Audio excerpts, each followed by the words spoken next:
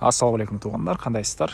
Назарыңыздарда кайрадан эле базары жок каналы. Бүгүн 23 ноябрь 2022 жыл. Мен Чүй областы Орловка шаарында жүрөм туугандар.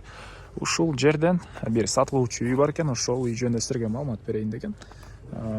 Биринчи эле болуп Орловка шаары жөнүндө айтсак туугандар, Бишкек шаарынын чыгыш тарабында жайгашкан.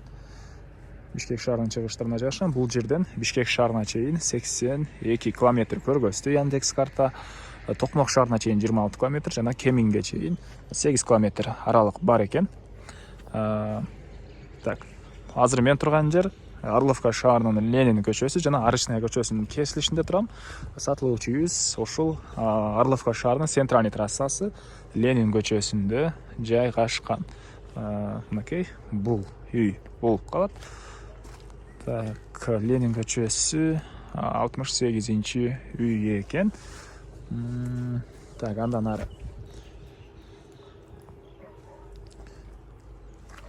мектеп боюнча айтсак, жакын жерде 2 мектеп бар туугандар.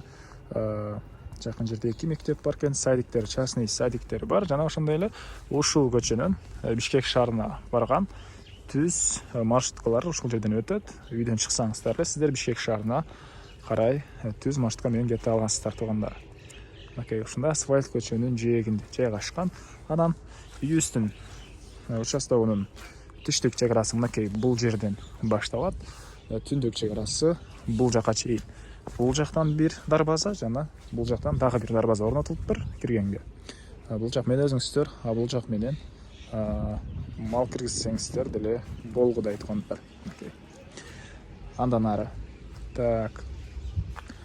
Эми короосуна кирип калган маалыматтарды берейин. Окей, бул короосунун көрүнүшү. Жеринин аянты 13 соток туугандар. Жеринин аянты 13 соток. Суу, свет бар экен. Центральный отопление бар туугандар. Бул жак шаар, центральный отопление бар экен. Мынакей. Үйүбүз узун туурасы 11-ге 5 болгон үйүбүз бул жакта, жана бул жакта времянка бир бөлмөлүү. Бул времянканын стенасы бышкан кирпичтен, жана бул жактыкы бышпаган кирпичтен болгон. Воротуна кирсеңиздер эле бул жака кенен бир 3 машина баткандай жер бар туугандар.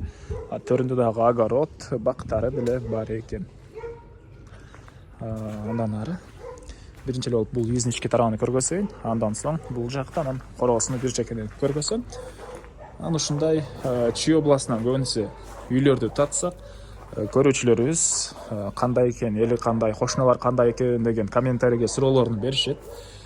Бул жерде эч кандай андай бөлмө деген нерсе жок экен.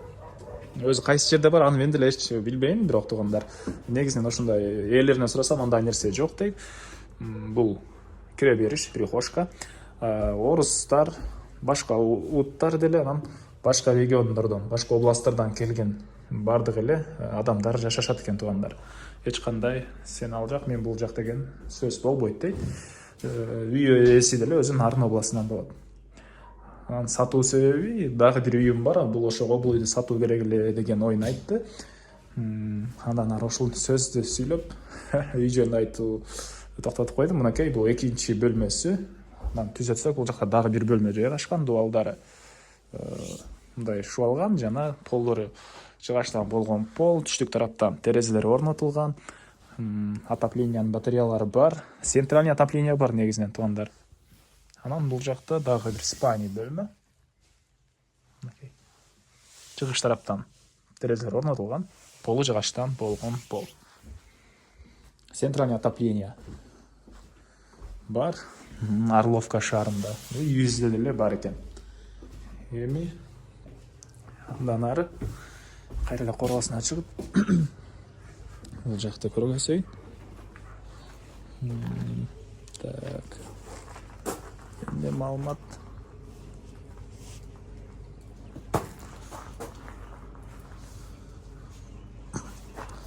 Бул времянкабыз.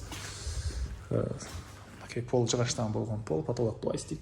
Стенасы бышкан кирпич, отоплениянын батареялары орнотулуптур. Жана чыгыш тараптан пластик терезе орнотулган. Анан Көп эле кошуналарым мал карашат дейт. Кааласаңыздар мал баксаңыздар малга деле ыңгайлуу. Негизинен тынч шаар экен. Бул жактан тоо деле жакын. Жай салкын болсо керек. Менин оюмча азыр мен кыш учурунда келдим, аны байкабай эле. Абасы таза. Мынакей бул жагыбыз. Үйдүн батыш тарабы, бул жакта толку телек баня, стенасы кирпич. Бул жакта синий бал жана навес бар экен туугандар. Анан мал карасаңыздар деле болот. Полия менен иштесеңиздер деле болгудай. Ылдый тараптар толтура полиялар бар экен. Полиялар бар. Анан үйүбүздүн огородуна аптанын жума күнү арыктан суу келет экен туугандар. Арыктан жума күнү суу келет. Бул жакта жаңгак бактары, алма, мындай бактары деле бар экен. Негизинен кошуналар малина эгишиптир. Бул үй ээси өзү негизи экинчи үйүндө деле көп жүргөнүнө байланыштуу. Бул жак канча деле каралбайт деген оюн айтты. Ушундай туугандар. Окей. Так. Батыш чек арасы бул заборго чейин болуп калат. Түндүк чек арасы бул жерге чейин. Окей, могу заборго чейин. Түштүк чек арабыз бул жака чейин болуп калат, могу бактарга чейин. Жалпысынан жердин аянты 13 соттук. Келсеңиздер, жер ээси сиздерге көргөзүп чек араларын тактап берет. Эмне маалымат калды туугандар, айтылбаган бир эле база калды окшойт. Бул үйүбүздүн баасы $15,000 деп атышат. Сүйлөшүү болот. Ээсинин номерин мен экранга калтырам. Звонок кылып сүйлөшүп көрүңүздөр. Сүйлөшүү болот. Анан достор менен, группалар менен сиздер бул видеону бөлүшсөңүздөр, мага үй ээсине чоң жардам берген болосуздар туугандар. Дагы бир эскерте кетейин, Бишкек шаарына бул үйүңүздөрдүн жанынан эле түз маршрутка жүрөт туугандар. Кийинки чыгышка чейин саламатта калыңыздар.